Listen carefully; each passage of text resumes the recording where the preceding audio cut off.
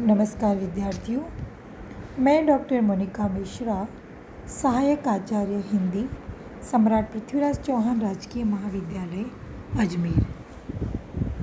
विद्यार्थियों, हमने जैसा कि पूर्व व्याख्यान में केशव की रामचंद्रिका के पहले और दूसरे पदों की व्याख्या की थी और साथ ही हमने केशवदास का परिचय भी प्राप्त किया। आज हम इनके व्याख्या संख्या पद संख्या 3, 4 और 5 की व्याख्या करेंगे। पद संख्या 3 है वो अयोध्या नरेश से जुड़ी हुई है। अयोध्या नरेश कौन? राजा दशरथ। राजा दशरथ के गुणगान करते हुए कवि यहाँ पर जो कुछ कह रहा है उसी को हम व्याख्या के रूप में यहाँ प्रस्तुत कर रहे हैं। केशवदास कह रहे हैं कि दशरथ जो है वो ब्रह्मा जी से किसी भी दृष्टि से कम नहीं है, विधि के समान, विधि मतलब ब्रह्मा जी के समान है। विमानीकृत राजहंस विविध विबुध जुत मेरु सो अचलू है। जिस प्रकार ब्रह्मा जी राजहंस पर अपनी सवारी करते हैं, उसी प्रकार राजा दशरथ भी विविध प्रकार के राजाओं के जीवों पर सवारी करते हैं।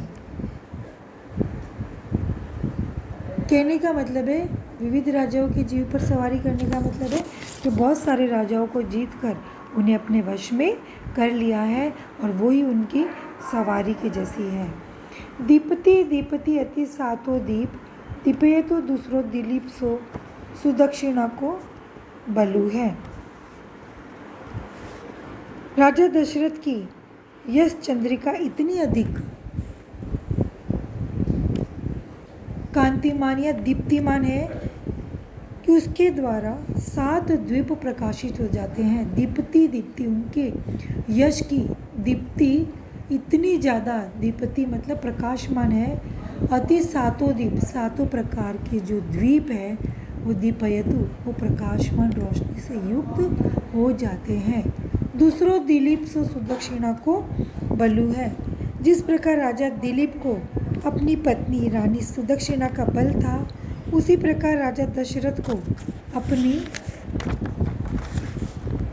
श्रेष्ठ दान शक्ति का बल था।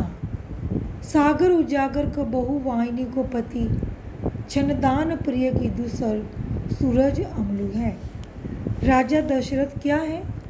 सागर उजागर, सागर के समान है। जिस प्रकार सागर उजागर को बहुवाहिनी, बहुवाहिनी नदी, पति मतलब स्वामी, बहुत सारी नदियों का स्वामी है। बहुत सारी नदियों का स्वामी का कहने का मतलब सारी नदियाँ आकर उसमें मिलती है। छनदान प्रिय की 2 सूरज अमलू है। उसी प्रकार राजा दशरथ अनेक सेनाओं के स्वामी है। राजा दशरथ सूर्य के समान, सूरज अमलू सूर्य के समान, अमलू मतलब निर्मल है। सब विधि समर्थ राजे राजा दशरथ। राजा दशरथ है वो सभी प्रकार से, सभी तरीके से समर्थ और शक्तिशाली है।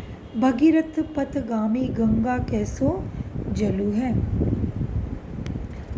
कहने का मतलब है कि राजा दशरथ सब प्रकार से सुशोभित है। वे अपने पूर्वजों की रीति को भी अनुसरण करते हैं। वे राजा भागीरथ के समान ही लोक कल्याण की भावना द्वारा सुचालित होते हैं। उनके हृदय गंगा जल के समान और निर्मल और पतित पावन है।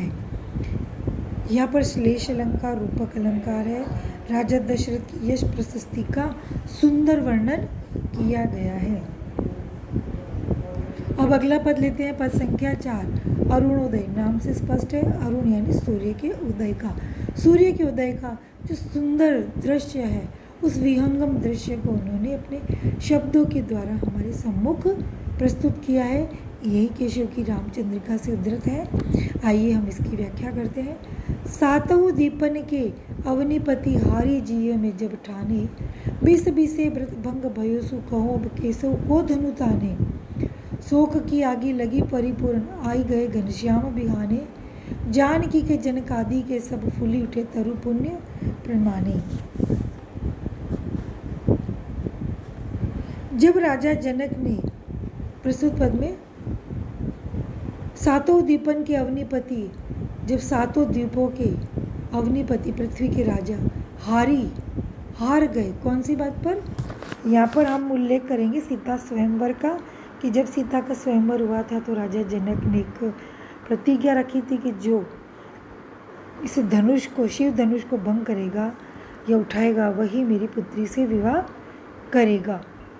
इसी संदर्भ में जब उन्होंने देखा कि सातों द्वीपों के जो पृथ्वी के राजा थे वो इस धनुष की विद्या में या परीक्षा में हार गए, तो उनको देखकर उनके मन में एक विचार उत्पन्न हुआ, बिस बिसे व्रत भंग भयो, मुझे पूर्ण विश्वास है। बिस बिसे मतलब मुझे पूर्ण विश्वास हो गया है, पूर्णतया व्रत भंग भयो, मेरी जो प्रतिज्ञा, मेरा जो व्रत है वो भंग हो, भयो मतलब हो गया। सुख हो केशव को धनु ताने। अब कहिए, केशवदास कवि कह रहे हैं कि अब मेरे धनुष को, शिव के धनुष को कौन संधान करेगा। शोक की आगे लगी, शोक की, करुणा की अग्नि से उनके मन में प्रवाहित हो गई, परिपूर्ण आई, पूर्ण रूप से आ गई थी।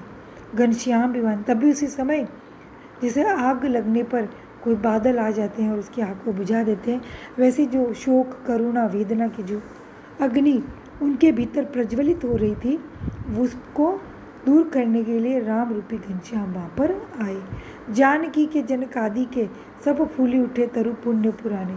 जानकी और यहाँ तक जनक और उनसे सब उनके सारे दरबारियों के ऐसे लगे जैसे कोई पुराने पुण्य फलदायक या फलीभूत हो रहे हैं।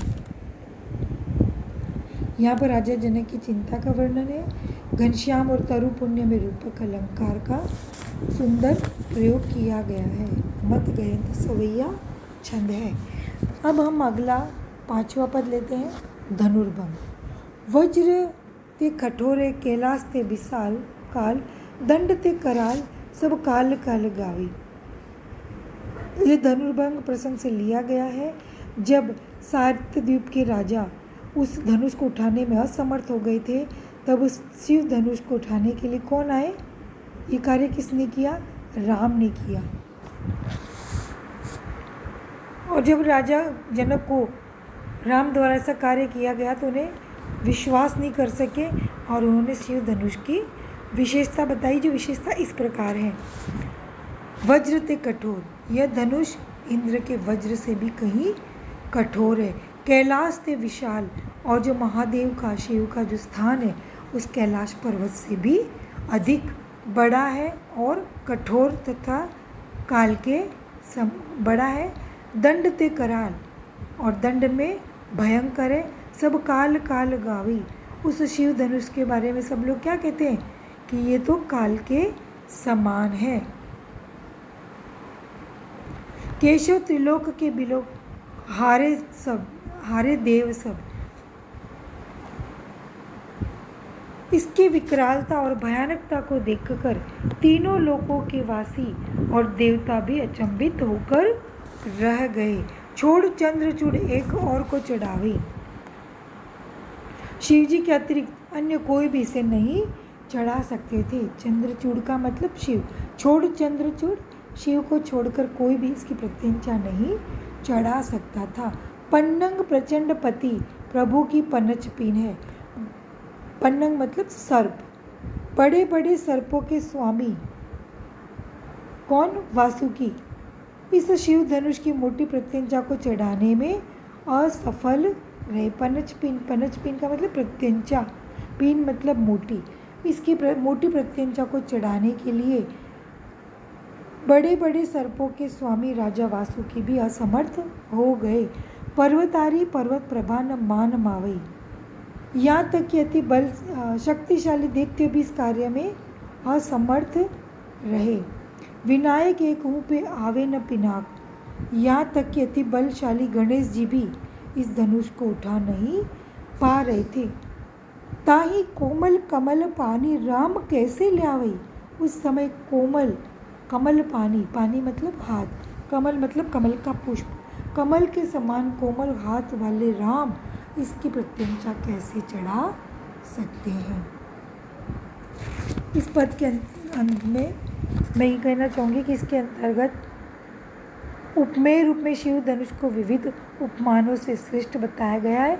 इस कारण यहाँ व्यतिरेक अलंकार है, अनुप्रास अलंकार है ही। दंडक छंद की यहाँ पर सुंदर आभा देखने को मिलती है। धन्यवाद विद्यार्थियों। अगले व्याख्यान में हम इससे आगे के पदों की व्याख्या करेंगे।